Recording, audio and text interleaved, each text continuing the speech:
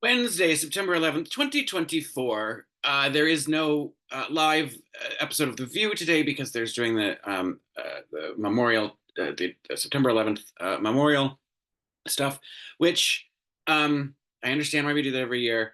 Uh, uh, just in terms of particular moment in time, I'm a little frustrated that the debate last night isn't getting its full 24-hour news cycle of attention and headlines. Um, but as someone who lived through September 11th in New York City, I don't need the day to remind me of it or its aftermath. And for me, I am not one to celebrate anniversaries of sad things. I don't think that is it's not for me. It's not productive when those events are things that you've lived with and you sort of carry with you anyway. I would hope we also carry with us the happy events, but I would choose to celebrate and mark the happy events. The sad ones, I just don't feel the need to have to dredge that up simply because the calendar turned to that day again. I'm not trying to yuck anybody's ritual. Do whatever you need to do that makes you feel better. I don't. I don't. I'm. But I won't participate. Thanks. So anyway, um, what I came here to talk about was Kamala Harris cleaning Donald Trump's clock last night. Wow, I really tried to go in with no expectation, um, and prepared myself for the media being just absolutely abhorrent to her, but she fucking killed it. This is where her prosecutorial background did come in handy. She knew exactly how to bring up topics in it organically in a way, but also pointedly, and phrase things enough just to trigger him. And he fell for that bait every single time she did it. It started with, I mean, her opening line. She's like, he's gonna lie a lot. She set that up like this really was like a cross examination um, process, which was lovely without actually being accusatory or well, it was a little accusatory in some parts, but it wasn't about putting him on trial, but it was using those same tactics to draw him out. I think she unnerved him from the get go by walking across the stage to shake his hand and say her name, which she pronounced correctly. Um, so it's like you don't get a pass on pronouncing my name wrong. I just told you what it is. And I think that startled him. As you could see, he wasn't going to walk across the stage. She got halfway, he didn't, so she kept going. And I think that sort of intimidation, like I'm here on this stage, and he's so accustomed to physically intimidating people that even just that movement, walking across the stage, putting out her hand, and he was slow to take it. Um, but at that point, you have to. You're on live television in front of 100 million people. Um, so I think that started the whole, like, sort of kicked off the whole tone of the whole thing, which was great. But then when she, in one of her answers, said, you know, you go to one of his rallies, um, and and talked about all the crazy shit that he talks about, which was great because it was a precursor for what came later in the debate, because he did go off the rails so hard. Um, but then, and all she had to do was say people are leaving his rallies. She didn't say the word crowd size, words, crowd size. Um, but immediately he lost all focus of everything else, and all he did, he was mad, and he just started talking about rally size and people. She pays people to go to her rallies. No, you're the one who pays people to go to your rallies, Trump.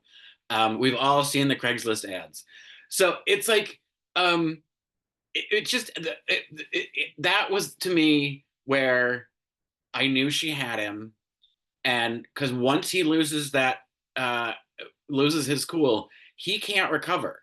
He doesn't have the ability to calm back down because he wants to keep talking and keep shouting until somebody says, "Yes, Donald, you're right. Good job, Donald. Yes, you're right." Um, and he wasn't going to get that. So I thought that was just genius about how she avoided the catchphrases, but got under his skin on every issue. Um, I don't think she necessarily answered every question that was proposed to her perfectly. Um, but that's a nitpick when he didn't have a plan. He doesn't have anything. When pressed, this was the other thing that I loved. It was frustrating at the time to have ABC News unmute his mic and let him go when he didn't deserve an opportunity and then not let her respond. But what they did is they gave him 5 more minutes of airtime than her. Um, and his supporters and his team are still blaming the moderators. No, you had plenty of time to get your point across. You just said dumb shit.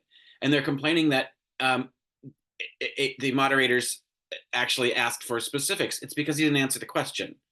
Not only did he, I mean, not only did he not give some sort of vague answer, he literally just avoided the question altogether. And so they would ask for follow-ups on those. With her, it was less about getting out of a specific because she did bring out enough of an answer and then a pivot, which is a standard debate tactic.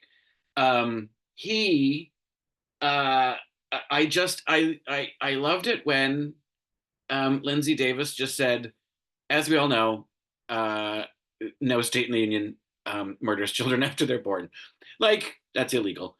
I thought it was great that they were prepared with some real-time fact checking about the most egregious stuff.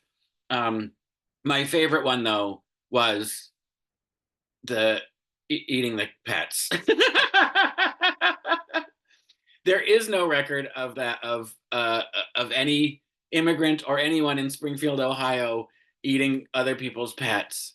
It's a comment one person made on Facebook, and I love how easily these people are triggered. The couch fucking thing was something somebody posted, and this cat thing was, I think, a Facebook post from somebody, and it's just gone viral. I love the fact that somebody said, "Oh, somebody made a joke about Haitians eating pussy, and JD Vance didn't understand what that meant and thought that they were eating cats." And then I'm going to skip ahead. And then JD Vance did a post interview. I swore I wasn't going to watch any post debate, but the debate was too good. I had to see what they had to say. And they've interviewed Vance, and I think it was CNN, Caitlin Collins interviewing him, and he's talking about the cat thing, and sort of fact checking memes really isn't part of the responsibility of the media, and creating this false narrative isn't really your job as a candidate. And he totally supported the idea that, yes, it may not be 100% factual, and it may turn out that that things aren't slightly as we present them in these memes. But we're having the conversation, and it's important to bring the conversation up. It's a conversation about something that isn't happening. You dumb. Oh, he's just so dumb. Uh, and what a difficult job he had. He had to say that Trump won the debate and it was like justify these ridiculous lies. It's ridiculous. The whole thing that building in Aurora, Colorado, the building residents have come out publicly to be like, no, the problem is our landlord doesn't fix anything. We don't have an immigrant problem. We have a problem with their residents. They're like, our landlord doesn't fix shit, so we have to do it, and we have to complain, and we have to protest, and it's a shoddy landlord, not an immigration problem. And there is no problem in Springfield, Ohio, about pets being eaten. And it was only about cats, and somehow Trump goes, they're eating dogs. Oh, it was just delicious to watch her like say all the things we've wanted someone to say to his face. Um, the world is laughing at you. World leaders laugh at you. They think you're a danger. The military thinks you can't should not be in charge.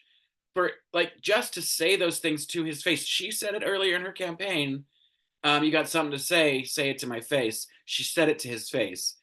And if anybody's worried about her not being strong enough with other leaders around the world, she said these things to his face in a way that no one has on television in public.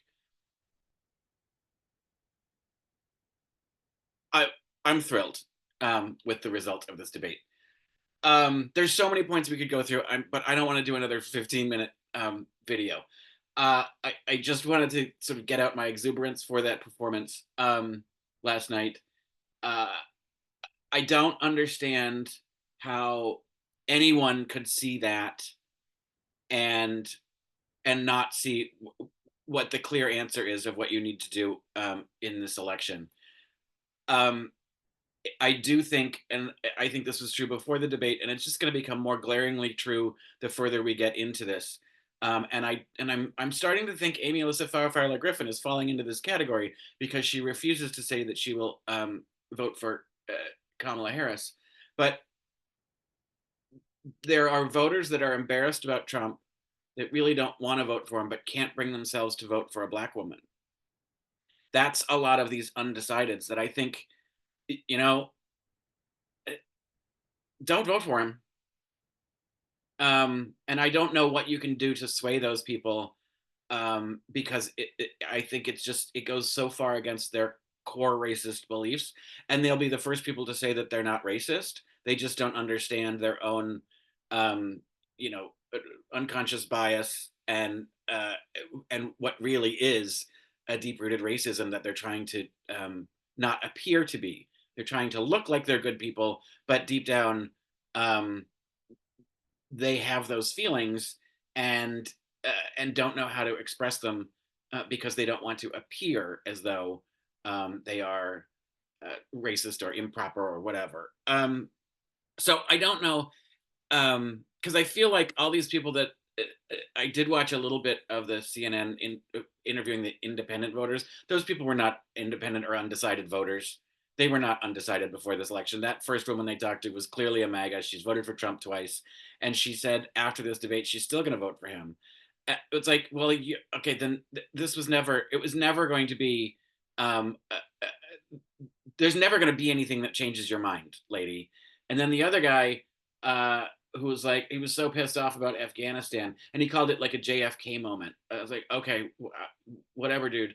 But you're misinformed about why that happened the way that it did. You're mad at the wrong team. And that's really frustrating when somebody says that and somebody doesn't call that out immediately. But anyway, uh, I'll take that as a win for the Democrats and for the Kamala Harris team.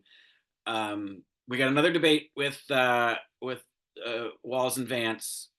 I don't expect it to be quite as fiery, but again, I'm she's a skilled prosecutor and good at this. I'm sure she's going to help coach Walls. I meant to say she's going to coach him, but yeah, he is a coach. Get it? Coach Walls. Anyway, so that'll be interesting. But whatever it is, 56, 55 days till the election day. I feel pretty good that momentum is and enthusiasm has swung up our way again. I've been driving around with my Harris bumper sticker in these parts, and I've only gotten one dirty look at the post office from a guy that I know from around here who's an asshole, and he had a Trump sticker on his car. So now it's time to ramp it up. Anyway, yay. Go Kamala. Oh, and the other big news, God bless her, Taylor Swift. With the picture of the cat and calling herself a childless cat lady. I think she made that very clear. So that'll charge up the Swifties to get to work. Oh, Lord.